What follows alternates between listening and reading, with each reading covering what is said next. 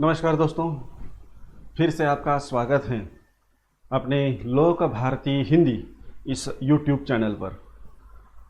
कक्षा 10वीं का तीसरा पाठ हम देख रहे थे, जिसका नाम है बाहरे हमदर्द। इसके लेखक घनश्याम अग्रवाल जी।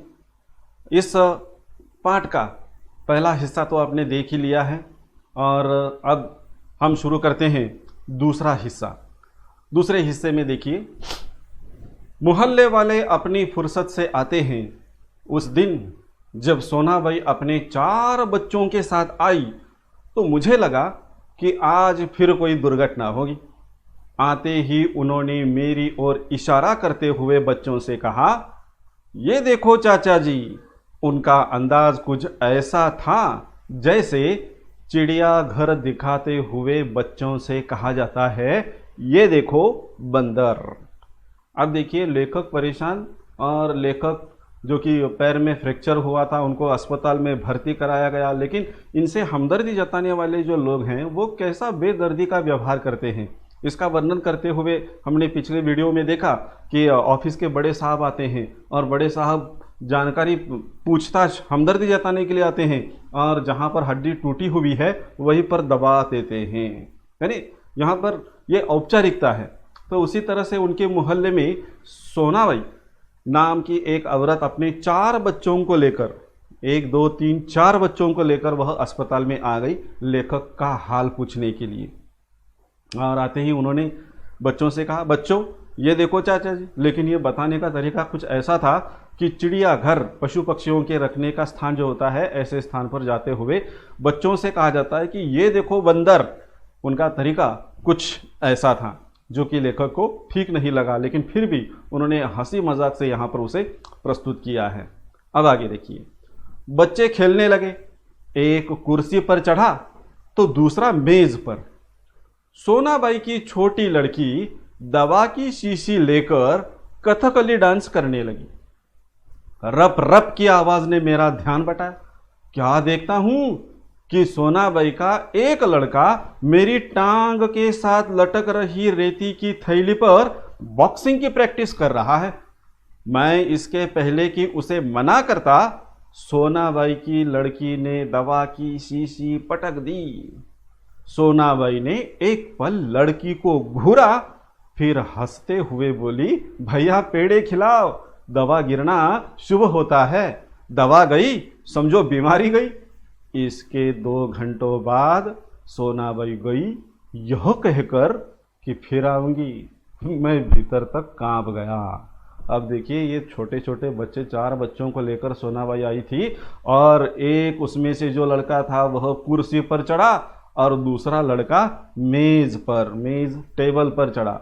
जो सोनाबाई की छोटी लड़की थी, उस लड़की ने दवा की शीशी हाथ में लेकर वह कथकली डांस करने लगी। और जब ये चल रहा था तभी लेखक को रप रप की आवाज सुनाई दी। लेखक ने देखा तो एक लड़का जो था, उनके टांग के सहारे जो थैली लटक रही थी, रेती की थैली, उस थैली पर बॉक्सिंग की प्रैक्टिस कर रहा था। और उसकी आवाज सुनने के बाद लेखक ने देखा कि अरे भाई, ये लड़का क्या कर रहा है, टांग, टूटी हुई टांग ऊपर लटक रही है और ये रेती की थैली पर बॉक्सिंग कर रहा है। और तभी सोनाबाई की लड़की ने जो दवाई की बोतल हाथ में ली थी वह नीचे पटक दी। बोतल टूट गई। अब ये टूटने के बाद ऐसा नहीं होना चाहिए मरीज के साथ या अस्पताल में। और तब सोनाबाई ने एक बार अपनी लड़की को घूरा, गुस्से से देखा और फिर हंसते हुए घनश्याम अग्रवाल जी से बोलने लगी, भैया जी पेड़े खिलाओ, क्योंकि दवा का गिरना शुभ होता है। दवा गई समझो बीमारी गई, इसलिए पेड़े खिलाओ, आप जल्दी से ठीक हो जाओगी। और इसके बाद 2 घंटे तक ये सोनाबाई वहाँ पर बैठी रही और 2 घंटे के बाद वह घर गई। लेकिन घर जाते समय उसने कहा कि मैं फिर आऊँगी। और जब उसने ऐसा कहा कि मैं फिर आऊँगी, तब लेखक भीतर तक कांप गए, डर गए, क्योंकि ये भूचाल दोबारा आने वाला है। ऐसी ही बात सोचकर लेखक डर गए। कुछ लोग तो औपचारिकता निभाने की हद कर देते हैं, विशेषकर रिश्तेदार जो दूसरे गांव से मिलने आते हैं। ऐसे में एक दिन एक टैक्सी हमारे कमरे के सामने आकर रुकी। उसमें से निकलकर एक आदमी आते ही मेरी छाती पर सिर रख कर औंधा पड़ रोने लगा और कहने लगा, हाय तुम्हें क्या हो गया, कार वालों का सत्यानाश हो। मैंने दिल में कहा कि मुझे जो हुआ सो हुआ, पर तू क्यों रोता है, तुझे क्या हुआ। वह थोड़ी देर मेरी छाती में मुंह गड़ाए रोता रहा, फिर रोना कुछ कम हुआ। उसने मेरी छाती से गर्दन हटाई और जब मुझसे आंख मिलाई तो एकदम चुप हो गया। रिश्तेदार मिलने के लिए आते थे, हमदर्दी जताने के लिए आते थे, औपचारिकता निभाने की हद करते थे। एक दिन ऐसा ही हुआ, लेखक ने लिखा है यहाँ पर कि एक दिन एक टैक्सी आकर रुक गई। इस टैक्सी में से एक व्यक्ति उतरा और उतरने के बाद सीधे लेखक के कमरे में आकर आव देखा न ताव इनकी छाती पर अंधा पड़ रोने लगा। अब लेखक ने उसकी तरफ देखा, लेकिन ये तो कोई जान पहचान वाला भी नहीं है, लेकिन रो रहा है, बोल रहा था कि अरे सत्यानाश हो उस कार वालों का। और तब लेखक मन में सोचता है कि अरे जो कार वाले ने किया वो ठीक है, मेरे साथ जो हुआ वो भी ठीक है, उसको मैं सहन कर रहा हूँ, लेकिन तू इतना क्यों रो रहा है। थोड़ी देर बाद वह रोते रोते अपनी सूरत उसने उठाई। एक तरफ रोना कुछ कम हुआ था, एक तरफ उसने उठकर लेखक का मुंह देखा और मुंह देखने के बाद आंखें जब मिल गई तो एकदम वह चुप हो गया। अब उसके चुप रहने का कारण क्या था दोस्तों। फिर धीरे से हंसते हुए बोला, माफ करना, मैं गलत कमरे में आ गया था। आजकल लोग ठीक से बता दे भी तो नहीं, गुप्ता जी का कमरा शायद बगल में है। अच्छा भाई माफ करना, कहकर वह चला गया। अब वही रोने की आवाज मुझे पड़ोस के कमरे से सुनाई पड़ी।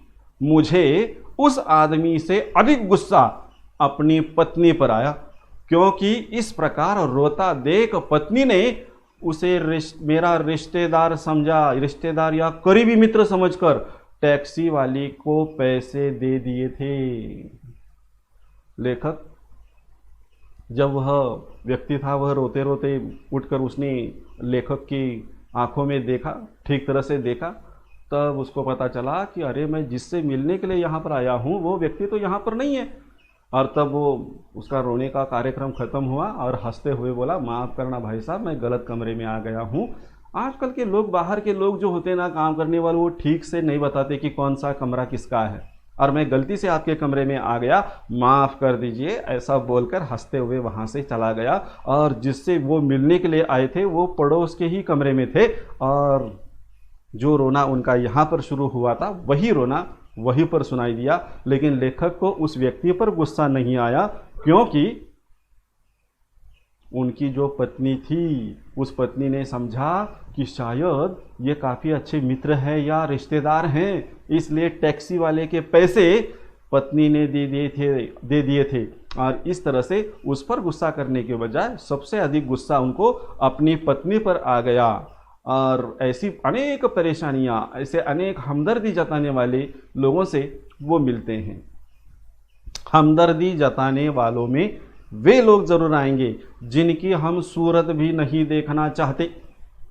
हमारे शहर में एक कवि है श्री लपकानंद, उनकी बेतुकी कविताओं से सारा शहर परेशान है। मैं अक्सर उन्हें दूर से देखते ही भाग खड़ा होता हूँ। जानता हूँ जब भी मिलेंगे 10-20 कविताएं पिलाए बिना नहीं छोड़ेंगे। एक दिन बगल में झोला दबाए आ पहुंचे। आते ही कहने लगे, मैं तो पिछले 4-5 दिनों से कवि सम्मेलनों में अति व्यस्त था। सच कहता हूं, कसम से मैं आपके बारे में ही सोचता रहा। रात भर मुझे नींद नहीं आई, और हाँ, रात को इसी संदर्भ में मैं यह कविता बनाई। यह कहकर झोले में से डायरी निकाली और लगे सुनाने। हमदर्दी जताने वालों में से वो लोग जो ज़रूर होते हैं जिनकी सूरत, जिनका चेहरा देखना भी हमें अच्छा नहीं लगता। ऐसे लोग न जाने उनको कहाँ से खबर प्राप्त होती है और हमें देखने के लिए आ जाते हैं। जिस सूरत से हमने कभी प्रेम नहीं किया, कोई हमदर्दी नहीं, ऐसे व्यक्ति। तो ऐसे ही एक व्यक्ति, एक कवि वहाँ पर आ गए जिनका नाम दिया है श्री लपकानंद। और ये लपकानंद अपने नाम के मुताबिक क्या करते थे, अगर किसी व्यक्ति को पकड़ लेते, देख लेते, तो उसको 3-4 कविताएं तो ज़रूर उसको सुना देते थे। और ये लेखक होने के कारण इनको 10-20 कविताएं, क्योंकि भाई लेखक हैं। और इस तरह से ऐसे व्यक्ति से वो दूर भागते थे। ऐसा व्यक्ति श्री लपकानंद कवि महाशय आ पहुँचे लेखक से मिलने के लिए, हमदर्दी जताने के लिए। और वो भी कैसे आ गए, अपने बगल में झोला यानी कपड़े आदि का बना हुआ एक थैला, ऐसा थैला लेकर वो आ गए। और आते ही उन्होंने कहा कि पिछले 4-5 दिनों से मैं कवि सम्मेलन में व्यस्त था, लेकिन दिन रात में आपका ख्याल करता था, मुझे नींद नहीं आती थी कसम से। और रात भर जागकर मैंने यह कविता बनाई है। और यह कविता सुनाने के लिए उन्होंने अपने झोले में से डायरी निकाली और इस डायरी में लिखी हुई वह कविता सुनाने लगे। कविता भी बड़ी सुंदर है, आप भी सुनिए, बड़ी अच्छी लगेगी आपको। असम की राजधानी है शिलांग, मेरे दोस्त की टूट गई है टांग, मोटर वाले तेरी ही साइड थी रॉन्ग। क्या कविता बनाई है, वाह भाई। असम की राजधानी है शिलांग, मेरे दोस्त की टूट गई है टांग, मोटर वाले तेरी ही साइड थी रॉन्ग। क्या तुकांत शब्दों का प्रयोग किया गया है, देखिए, शिलांग, टांग, रॉन्ग, शिलांग तक पहुंच गए। और ऐसी बेतुकी कविता उन्होंने लेखक को सुनाई। और ये सुनाने के बाद उनके चेहरे पर भाव देखिए कैसे थे। कविता सुनाकर वे मुझे ऐसे देख रहे थे मानो उनकी एक आंख पूछ रही हो, कहो कविता कैसी रही, और दूसरी आंख पूछ रही हो, बोल बेटा अब भी मुझसे भागेगा।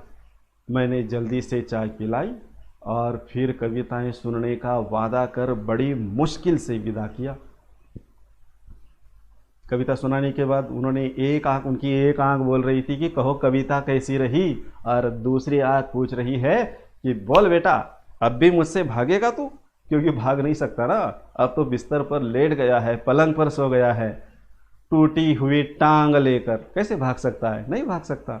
और ऐसा उन्होंने मन के भाव लेखक ने भांप लिए और वो यहाँ पर प्रकट किए हैं। लेखक ने क्या किया, जल्दी से उनको चाय पिलाई और फिर से जब मैं ठीक हो जाऊंगा तब आपके घर आकर आपकी कविताएं सुनूंगा, ऐसा वादा करके उनको विदा किया, उनको जाने के लिए कहा गया और वो चले गए। अब मैं रोज ईश्वर से प्रार्थना करता हूँ कि हे ईश्वर, अगर तुझे मेरी दूसरी टांग भी तोड़नी हो तो जरूर तोड़, मगर कृपा कर उस जगह तोड़ना जहां मेरा कोई भी परिचित न हो, क्योंकि बड़े बेदर्द होते हैं ये हमदर्दी जताने वाले। और अंत में लेखक ने भगवान से प्रार्थना की है कि हे ईश्वर, अगर तुझे मेरी दूसरी टांग भी तोड़नी है ना तो तोड़ दे, लेकिन ऐसी जगह पर तोड़ देना जहां पर मुझे जानने वाला, पहचानने वाला कोई ना हो, क्योंकि ये हमदर्दी जताने वाले लोग जो होते हैं वो बड़े बेदर्द होते हैं, जालिम होते हैं। और ऐसे हमदर्दी जताने वालों से लेखक ने उन पर एक प्रकार का व्यंग्य किया है कि आप भी अस्पताल में अगर किसी से मिलने के लिए जाते हो तो ज़रूर इस पाठ को याद कीजिए, मरीज़ को परेशानी नहीं होनी चाहिए, इसके बारे में सबसे पहले ख्याल करो, क्योंकि मरीज़ को सख्त ज़रूरत होती है आराम की, और यह आराम करने के लिए ही वह अस्पताल में उसको भर्ती किया गया है और अस्पताल में उसे आराम मिलेगा। इस बात को, इस उद्देश्य को ध्यान में रखकर उसको अस्पताल में भर्ती किया गया है। आप भी जब अस्पताल में जाओगे तब हमदर्दी जताते समय ये सारी बातें याद रखिए कि आप इसमें से कौन सी कैटेगरी में आते हो। हमदर्दी ज़रूर होनी चाहिए, होनी चाहिए, नहीं होनी चाहिए ऐसा मैं बिल्कुल नहीं कहता, लेकिन यह हमदर्दी जताते समय मरीज़ का विचार कीजिए। उसे सख्त आराम की ज़रूरत है, उसे आराम करने दीजिए। जब वो ठीक होकर घर पर आएंगे तब ज़रूर उनसे मिलने के लिए जाइए, लेकिन अस्पताल में किसी को परेशान नहीं करना चाहिए। तो यही बात बड़े हास्यात्मक ढंग से, व्यंग्यात्मक ढंग से यहाँ पर घनश्याम अग्रवाल जी ने प्रस्तुत की है, जो बड़ी अच्छी हैं। पाठ को एक बार फिर से पढ़ लीजिए। कोई परेशानी हो तो ज़रूर अपने हिंदी अध्यापकों से चर्चा कीजिए। और अब हम अंतिम छोर पर आ गए हैं, यहाँ पर रुक जाते हैं। इस पाठ का स्वाध्याय, उसके बारे में भी हम चर्चा अगले वीडियो में करेंगे। धन्यवाद।